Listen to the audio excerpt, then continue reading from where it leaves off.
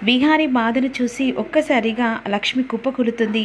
నా వల్ల ఇదంతా జరిగిందని చెప్పేసి అనుకుంటుంది. కానీ లక్ష్మి విహారి కోసమని అంత పెద్ద త్యాగం చేస్తుందని ఇక విహారి ఎప్పుడు తెలుసుకుంటాడు? అసలు లక్ష్మి తన జీవితానికి ఎటు మలుపు తీసుకోబోతుందనేది తెలుసుకుందాం. సీరియల్లోకి వెళ్తే విహారిని తీసుకొని ఇంటికి వెళ్తుంది యమున. విహారి పచ్చి తాగుబోతులాగా లక్ష్మిని తలుచుకుంటూ చాలా బాధపడుతూ ఉంటాడు. ఆ సమయంలో విహారి కోసం ఆలోచించుకుంటూ లక్ష్మి ఏడుస్తూ ఉంటుంది. తను తిండి మానేసి విహారి ఫోటో పట్టుకొని బాధపడుతూ ఉండగా అక్కడ విహారిని తీసుకెళ్లి బెడ్ మీద పడుకోబెడితే విహారి తాగుడుకు బానిసై పచ్చి తాగుతూ ఉంటాడు. ఇక అక్కడ లక్ష్మిని తలుచుకుంటూ విహారి ఎప్పుడొస్తావు లక్ష్మి, నా దగ్గరికి ఎప్పుడొస్తావు అని అలా తాగుతూ ఉంటాడు. ఇక్కడ లక్ష్మి మాత్రం నీ జీవితానికి ఒక దారి చూపించడానికి నేను ఇలా బయటకు వచ్చాను విహారి గారు, కానీ నువ్వు లేని జీవితం నేను ఇక చచ్చిన శవం కింద లెక్క అని ఇక్కడ లక్ష్మి బాధపడుతూ ఉంటుంది. ఇక్కడ లక్ష్మి విహారిని తలుచుకుంటూ అక్కడ విహారి లక్ష్మిని తలుచుకుంటూ చాలా ఒకరికొకరు సఫర్ అవుతూ ఉంటారు. ఈ మధ్యలో గ్యాప్ తీసుకొని అంబిక రియల్ ఎంట్రీ ఇస్తుంది. అలా తాగిన తర్వాత తను స్పృహ తప్పినట్టుగా ఒక్క మైకంలో ఉండిపోయిన విహారి దగ్గరికి వచ్చి, అరే విహారిగా, నువ్వు ఇలాగే తాగుతూ ఉంటేనేరా నేను అనుకున్న గమ్యానికి చేరుతాన్రా, ఆస్తి మొత్తం నా చేతికి వచ్చేలా చేసుకుంటాన్రా అని ఈ విధంగా అనుకుంటూ ఉంటుంది. అదే సమయానికి చేతిలో ఉన్న బాటిల్ మందు అందులో అయిపోతుంది. పక్కనున్న బాటిల్ మందులో వెంటనే ఓపెన్ చేసి చేతికి ఇవ్వబోస్తుండగా వెంటనే అదే సమయానికి అంబిక చేయి పట్టుకుంటాడు విహారి. లక్ష్మి, నన్ను వదిలిపెట్టి ఎప్పటికీ వెళ్ళకూడదు, నీవే నా జీవితం అని చెప్పేసి ఈ విధంగా చేయి పట్టుకునేసరికి అంబిక వెంటనే ఆ చెయ్యిని వదిలేయమన్నట్టుగా లాగేస్తుంది. చేతికి మందు బాటిల్ ఇస్తుంది. ఇలాగే తాగుతూ ఆ లక్ష్మిని తలుచుకుంటూ ఉండు. అసలు లక్ష్మికి నీకు ఏంటిదిరా సంబంధం? దాన్ని అంత తలుచుకుంటూ ఈ ఏకంగా మొత్తం పచ్చి తాగుబోతూ బానిసయ్యావురా అని ఈ విధంగా అనుకుంటుంది. ఏదైతే నాకు ఓ రకంగా కలిసి వచ్చినట్టే. నీ వల్ల ఎన్ని బాధలు పడ్డానో దానికంటే రెట్టింపు ఆ లక్ష్మి వల్ల అన్ని బాధలు పడ్డానరా. ఇక నేను అనుకున్న గమ్యానికి చేరబోతున్నాను. ఇప్పుడు లక్ష్మి ఈ ఇంట్లో నుంచి వెళ్ళిపోయింది. నువ్వు పచ్చి తాగుబోతు కింద పడ్డావు. ఇదే నేను అదనంగా చూసుకొని వెంటనే నీ చేత సంతకం పెట్టించుకొని ఆ ఆస్తి మొత్తం నా చేతిలో వచ్చేలా చూసుకుంటాను అని చెప్పేసి తను ఆల్రెడీ ఒకప్పుడు డాక్యుమెంటు అంటే ఆస్తి మొత్తం తన పేరు మీద వచ్చేలా డాక్యుమెంటు ప్రిపేర్ చేసుకొని తన దగ్గర పెట్టుకుంటుంది.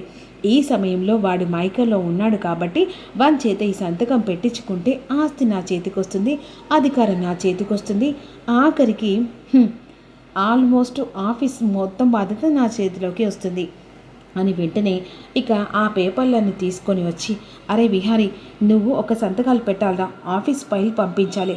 వద్దత్తా, నేను ఏ సంతకం పెట్టను అని ఈ విధంగా పెన్ను చేతికిస్తే విసిరి కొడతాడు. వీడండి ఈ పెన్నును విసిరి కొడుతున్నాడు, ఎలాగైనా ఆస్తి నా పేరిట వచ్చేలా చేసుకోవాలి అని అనుకుంటుంది.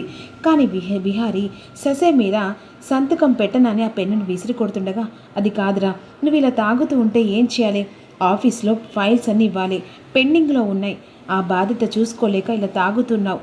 ఇక అందులో అక్కడ సఫర్ అవుతున్నారా, కనీసం అర్థం చేసుకొని సంతకం పెట్టడానిసరికి వెంటనే చేతికిస్తే అనుకున్నట్టు అవి ఫైల్స్ అని చెప్పేసి ఆ తాగిన మైకంలో ఆస్తి పేపర్ల మీద సంతకాలు పెట్టేస్తాడు. అలా పెట్టిన తర్వాత ఇక విహారి లక్ష్మి తలుచుకుంటూ మళ్ళీ తాగుతూ ఉంటారు.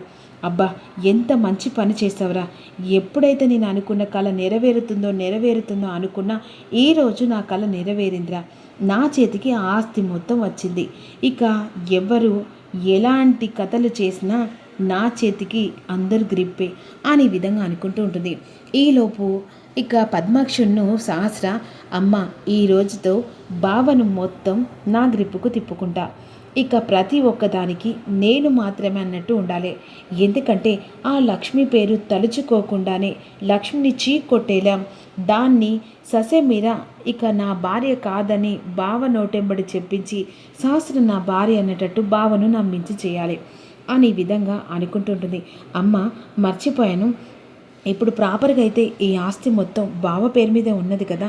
అవును అమ్మ, ఒకటి గుర్తుపెట్టుకో, రేపో మాపో నాకు కొడుకు వస్తాడు, ఈ ఇంటికి వారసుడు వస్తాడు, ఆ తర్వాత ఈ ఆస్తి నా కొడుకు పేరు మీద ఖచ్చితంగా చేయాలి.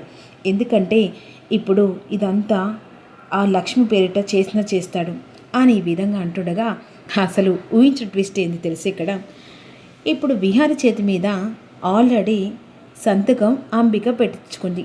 కానీ విహారి చేతి మీద పెట్టించుకున్న ఆ సంతకాలు చెల్లవు. ఆస్తి మొత్తం ఆల్రెడీ విహారి లక్ష్మి పేరిట రాస్తాడు. ఆ అంబిక తెలియనట్టుగా ఆస్తి మొత్తం ఇక విహారి పేరు మీద ఉందని ఎర్రి నమ్మకంతో ఆస్తి విహారి చేతి మీద సంతకం పెట్టించుకుంటుంది. ఇక్కడ వీళ్ళిద్దరు మాత్రం ఆల్రెడీ లక్ష్మి పేరు మీద ఇక ఈ ఆస్తి ఉన్నట్టుగా అనిపిస్తుందమ్మా, అయినా దాని పేద ఇప్పుడు ఎందుకు రాస్తారే అని అంటుండగా అప్పుడు అంబిక పిచ్చి, అసలు ఆ పని మనిషి మీద ఆస్తి ఎందుకు రాస్తారు?